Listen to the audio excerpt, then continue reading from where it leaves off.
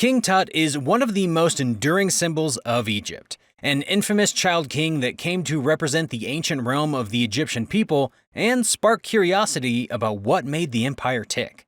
As famous as King Tut is, there isn't much common knowledge about him. Here are 13 things that you didn't know about Egypt's most illustrious king.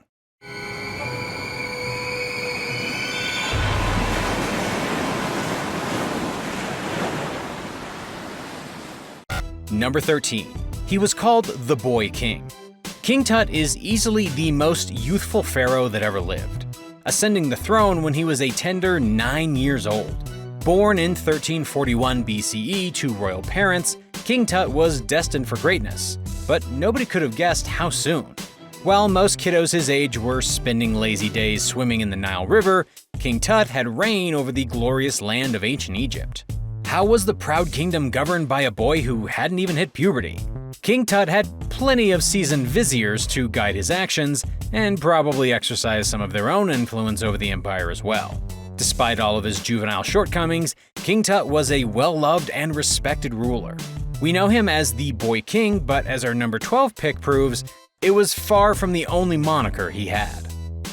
King Tut had a dizzying host of different names throughout his short life, starting with his given name, Tutankhaten, which literally translates to living image of Aten.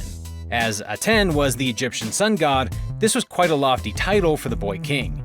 After King Tut took the throne, he changed his name to Tutankhamun, or living image of Amun, an homage to the original gods of Egypt and an indication that King Tut's short reign was destined to be different from his father's. King Tut's later name change was a bold move that shook up Egypt and won him loads of additional followers, many who loved the old gods more than the new.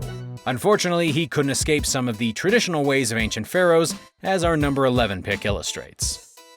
According to the old pharaohs, incest was the best, and they enthusiastically practiced getting it on with tons of different family members. The youthful King Tut was no exception, and he shared his royal nuptials with Princess Ankhesenemon, his sister, when he was roughly 9 or 10. As unsettling as it seems, both for his age and the sheer fact that it's pretty nasty to marry your own sister, sibling love was par for the course in the early Egyptian empire. King Tut's parents, Akhenaten and Nefertiti, were siblings. The child king and his equally childish bride lived in ancient Memphis and actually conceived 2 children of their own. The fate of their daughters and King Tut's blushing baby bride are not known. Once the king died, their legacies were lost to time. Number 10. King Tut's lungs, intestines, and stomach were all extracted from his lifeless body and laid to rest in urns of their own called canopic jars. Although this was common practice in ancient Egypt, King Tut's special jars were as unique as the Boy King himself. Instead of being carved with images of the gods, they depicted Tut's face. Was this so that King Tut could recognize his precious organs and reassemble himself in the afterlife? Nobody can say for sure, although we do know that Egyptians prized their delicate organs beyond almost everything else, and thought that their pickled preservation was vital to thriving in the afterlife. Unfortunately, one of the Boy King's organs was overlooked by the meticulous embalmers, lending another air of mystery to the story that surrounds King Tut. Number 9. While King Tut's internal organs made it through the centuries unscathed, there was one critical element that was absent, and nobody fully understands why. The Boy King was buried without a heart, and none of the canopic jars contained the precious piece.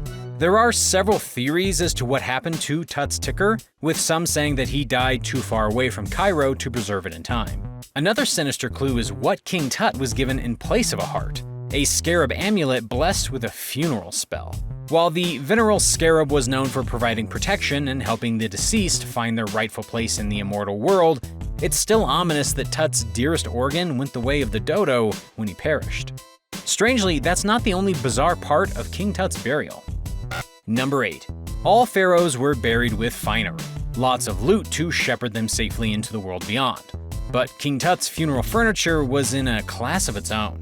There were tons of miniature coffins littering the tomb, and plenty of borrowed objects that seemed to belong to other pharaohs or members of the Egyptian ruling class. Archaeologists suspect that King Tut's burial chamber was actually a hodgepodge of ancient Egyptian relics, many of which had no connection to the king himself. There are several theories as to why this is, but one of the most popular ones is that nobody expected the king to die, and they just had to make do with what they had.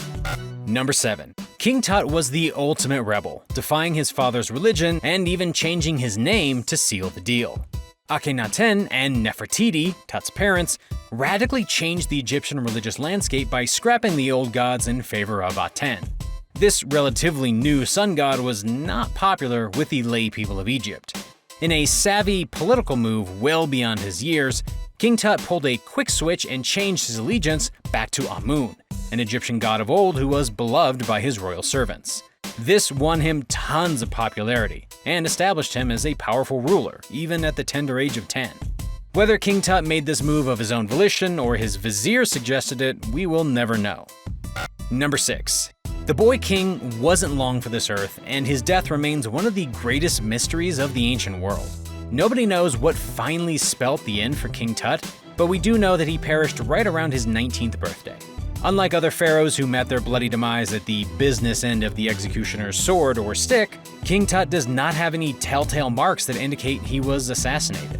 We know that the boy king was very frail, suffering bouts of anemia throughout his life, and his overexerted cells might have collapsed under the strain of stress and illness.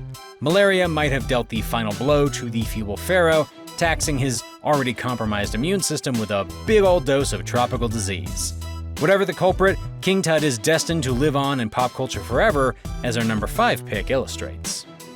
King Tut might have been an anemic mess in life, but he is one cool cat in death. The most unlikely pop icon, King Tut was singularly responsible for Tutmania, a dizzying worship of Egyptian pharaohs that kicked off when his tomb was unearthed in 1914. Suddenly, the boy king was influencing culture, architecture, fashion, and literature on a scale that he could never have imagined in real life. The Egyptian empire was in full renaissance during the Roaring Twenties, when Tut's likeness was used to sell everything from soap to candy. In modern times, Tut was resurrected again by Steve Martin on Saturday Night Live, where he had his own cult hit.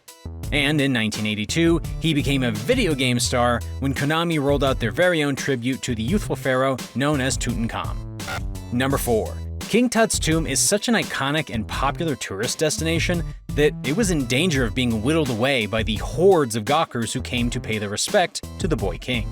Tourist mania stirred up such a flurry that conservationists actually recreated the tomb itself in perfect detail so that onlookers could get the full Tut experience without trampling the delicate burial chamber to tiny bits. The copy is as comprehensive as it gets, with even the sand being replicated in minute and perfect form. But many people are skeptical and downright horrified by this new tomb. They think it lacks the original flair and excitement of King Tut's original burial grounds. And while they might be right, Tutmania doesn't bode well for preserving the real deal. Who knows, future visitors might have to make do with new experiences, as Egypt tightens up their laws and starts restricting visitors to the perennially popular King Tut tomb. Number 3. When you picture the relics of ancient Egypt, there's a good chance that you're envisioning the death mask of the boy King Tut. His intricate and well-preserved death mask is one of the most influential and impressive finds ever to be plucked out of the pyramids, and its image is famous all around the world. Designed to depict the visage of the boy king himself, the death mask was forged of pure gold and weighed nearly 20 pounds.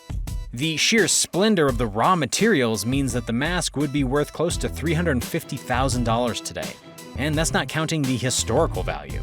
Death masks were standard calling cards in the ancient empire, and another link between the earthly world and the spirit world beyond. Number 2. King Tut's curse is one of the most famous in all of Egypt, spawning dozens of legends and pop culture references. When you think of vengeful mummies or mountains of vicious scarabs, you're thinking of the terror that surrounds King Tut, and the hefty price that many people had to pay courtesy of the boy king. Dozens of people connected to the King Tut burial site have died in mysterious and horrific ways. Those who didn't die were struck with strange illnesses and even went blind as a result of their chance encounter with the pharaoh. One unfortunate soul even took his own life, leaving behind the cryptic message, "I have succumbed to the curse which forces me to disappear." It's hard to see the host of deaths as anything but eerie, and it makes us second-guess venturing too far into the mystery that surrounds King Tut. Number 1. Queen Nefertiti, King Tut's mother, is one of the most famous figures from ancient Egypt, and nobody has any idea where her final resting place is. Known for being a renowned beauty and ferocious pharaoh in her own right, Nefertiti is an enigmatic and enchanting figure of olden times. A queen who should have had her rightful place in the Valley of Kings, but instead was lost to the whims of time. Is it possible that King Tut's tomb might contain another chamber where Nefertiti is buried? There are other bodies in King Tut's tomb, but none of them have been identified as the queen herself, although speculations abound. One of the most telltale clues that Nefertiti is lurking somewhere near her son is the sheer amount of treasure found in King Tut's tomb. It's unlikely that the short-lived boy king could have amassed all that loot, but we can never know. Which of these did you find the most shocking? Let us know in the comments below. Thanks for watching, and don't forget to subscribe to What Lurks Below.